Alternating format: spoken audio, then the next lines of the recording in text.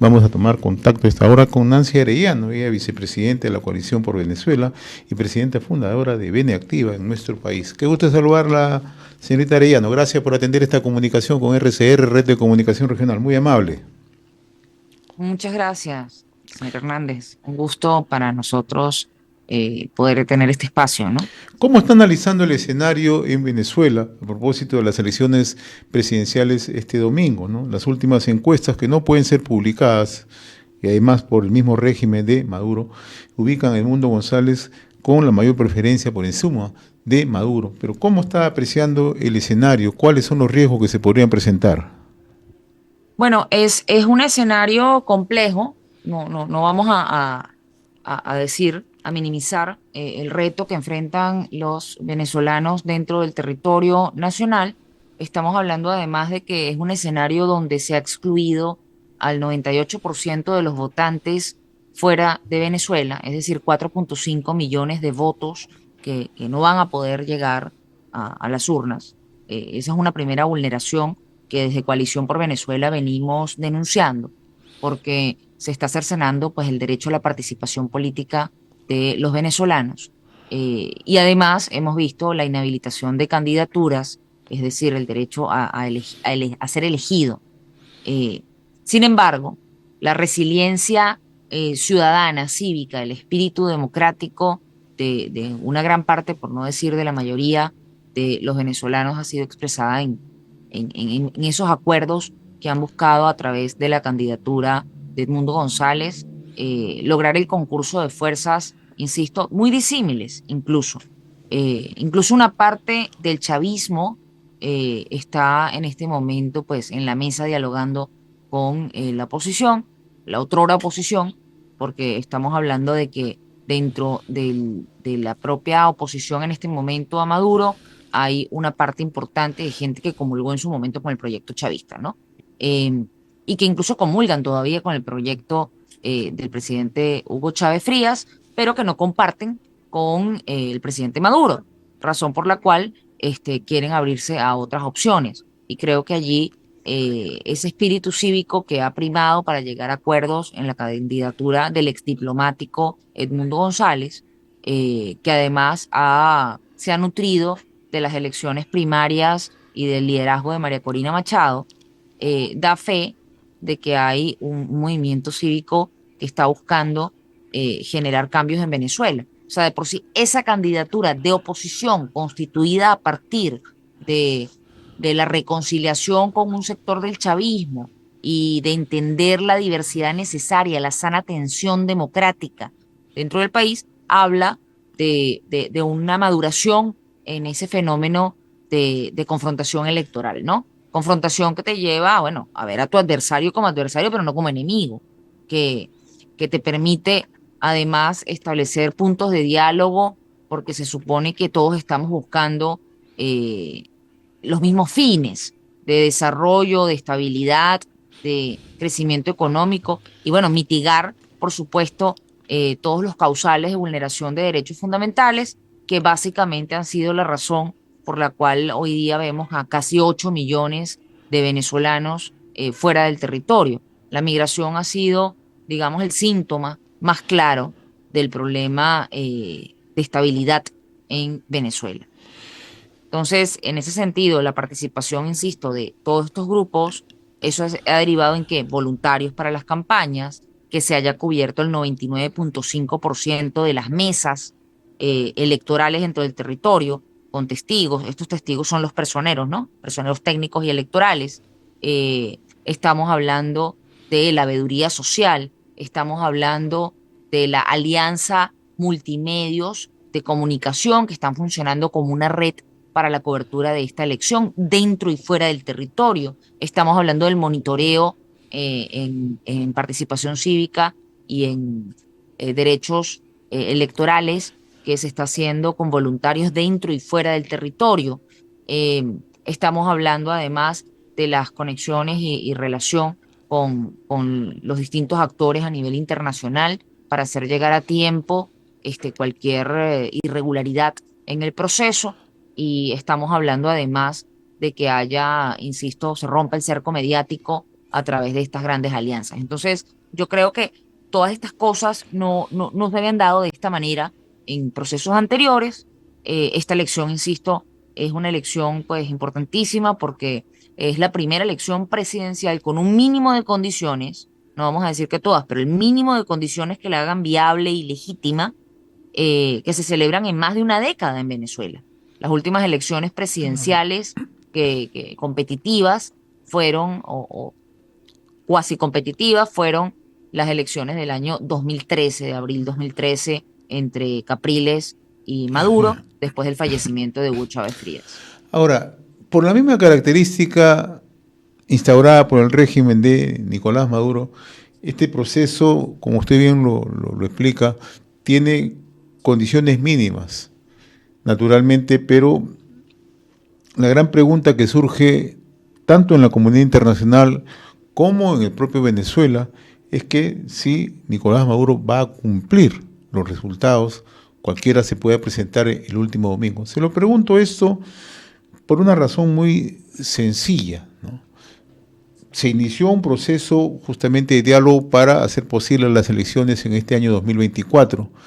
Pero de ahí Maduro ha incumplido una serie de compromisos, uno de ellos con los observadores, por ejemplo, ¿no? No se está plenamente, no hay una De la observación Unión electoral. Europea. Así es, ¿ya? Entonces, esto de una u otra forma preocupa, incluso quienes en algún momento han tenido una posición mirando con buenos ojos a Maduro, y se lo digo en términos muy concretos, gobiernos latinoamericanos como el de Lula da Silva, el gobierno de Boric en Chile, o el mismo gobierno, el expresidente de Argentina, hoy muestran esa preocupación por el discurso duro que ha tenido Maduro en los últimos días, haciendo un llamado a una insurrección, haciendo un llamado a un baño de sangre. ¿Qué hace pensar, y ojalá que así fuera, que Maduro respete este proceso de elecciones? Bueno, yo creo que el llamado ahí no es a Maduro. El llamado ahí es a todo el PSUV como partido de gobierno. El llamado es a las Fuerzas Armadas bolivarianas que se deben a la Constitución. Yo creo que en este punto de inflexión, donde como bien señalas, no hay complicidad de la región y que hay una alerta internacional sobre el proceso y que además hay la solidaridad de un número importante de países, no solamente aquellos que apoyaron en el momento en 2019, cuando se habló de la legitimidad de las elecciones previas donde Maduro se reelige. Yo creo que eso ya te da la idea de que hay un cerco que cada vez se hace más chico para los gobiernos que pretendan ser autoritarios. Eh, Estamos hablando además de que Venezuela, eh, con todas las circunstancias que hemos visto en los últimos años, ha sufrido cambios importantes que han ocurrido de facto. En Venezuela, por ejemplo, la dolarización de la economía ha sido un tema que ha ocurrido de facto. No lo han hecho por ley, no lo han hecho por una decisión pues pensada, sino que ha ocurrido a partir de, del subsuelo económico en el que se sumió el país después de 2015, 16, 17, que llevó no a la crisis humanitaria compleja, y que por supuesto dificultaba una reelección en el escenario electoral válido, constitucionalmente válido, razón por la cual primero instauraron una asamblea constituyente por medios no constitucionales y después se lanzaron una elección también sin las garantías debidas del proceso, lo que llevó a el desconocimiento de la legitimidad del gobierno de Maduro. Sí, yo creo que ese escenario, insisto, pone hoy día pues un peso importante sobre lo que ocurre. La dolarización la menciono porque hay un tema de un sector económico privado, incluso muy ligado al chavismo, que se encuentra con un techo de desarrollo y que tiene también interés en que se restablezcan muchas de las condiciones que permitan que la economía venezolana se recupere y que sus propios intereses están en conflicto con la continuidad de un proceso que no garantiza seguridad jurídica, que ha violentado el Estado de Derecho, y que ellos hoy día como sector privado necesitan que cambien esas condiciones. A esto se suma el propio cambio generacional dentro del chavismo, que trae consigo unos espacios de movilidad social y de tensión social, porque se han agudizado las contradicciones entre la oligarquía, es decir, los que tienen el poder político y económico, y las bases populares. Entonces, por supuesto, eso no sería sostenible, un régimen populista, violatorio del marco constitucional, si es que no cuenta con las bases populares que le brinden o le doten de algún grado de legitimidad. Y ahí es donde entra en conflicto geopolíticamente e ideológicamente con algunos líderes de la región, incluso que pueden comulgar con algunas ideas de izquierda. Pero estamos hablando de que estas contradicciones han llevado a unos espacios, insisto, de extenuación de los recursos dentro de Venezuela, de la pauperización social, el freno completo y retroceso en materia de movilidad social, de que las prebendas a nivel de las misiones se han visto, por supuesto, ahorcadas porque no tienen fondos, pero además donde escándalos de corrupción, como el más reciente, con PDVSA, habla de que se robaron 30.000 millones de dólares y la gente dice, bueno, pero si no había dinero, ¿de dónde sacaron 30.000 millones de dólares para robarse? Entonces, estos escándalos de corrupción dentro del propio chavismo ha generado fracturas muy importantes porque entonces no que supuestamente las sanciones no permitían que Venezuela tuviera acceso a recursos. Entonces, ¿cómo se pudieron robar casi 30.000 millones de dólares? Y estamos hablando que son conflictos y contradicciones que ya han resquebrajado parte de ese ellos y nosotros, porque resulta que cada vez esa división polarizante, perniciosa en la sociedad venezolana, en ese discurso confrontacionista, resulta inverosímil, resulta no creíble, incluso dentro del propio chavismo, porque resulta que hay unos que sí están bien y no son todos, y resulta que hay otros que están muy mal a los que le dicen que la culpa es de un tercero. Entonces, yo creo que esas condiciones también van a dificultar, insisto, que se desconozcan los resultados, porque esa sociedad civil que está pendiente de lo que va a ocurrir, esos ciudadanos que quieren defender sus votos, tienen muchas razones para hacerlo y difícilmente se pueda lograr engañar a sus propias bases, difícilmente, o sus otrora propias bases, y sin ninguna legitimidad se les va a achicar mucho el espacio, el margen de maniobra, por lo cual resultaría inviable. Ahí, mira, hasta el hijo de Nicolás Maduro ha salido Sí. diciendo que hay que respetar resultados y que si resultaran siendo oposición, que ellos van a hacer una posición incómoda. Y me parece bien, porque es que las oposiciones tienen que ser incómodas. De eso se trata, de la sana tensión democrática.